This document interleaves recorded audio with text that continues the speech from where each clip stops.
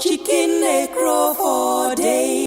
Sharpening the Contrast, a 2-hour political talk show designed to sharpen the contrast between President Weah and his opponent in 2023 and beyond with Dr. Ballah Kemah. This program seeks to provide the reasons why President Weah is the absolute and clear best candidate amongst the rest, and why the voters should not be brainwashed into giving their country into the hands of the same people who destroy it and now wants to return. Sharpening the Contrast will be reacting in real time to Bwaka's interview on their so-called program. Your phone calls and reaction will not be left out. Sharpening the Contrast with Dr. Ballah Kemah airs on Max FM 96.5 from 4 p.m. to 6 p.m. Liberian time. That is 11 a.m. Central Time and 12 p.m. Eastern Time.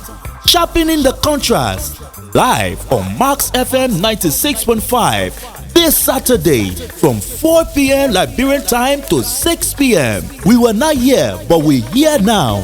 When the cat away, the mice will play.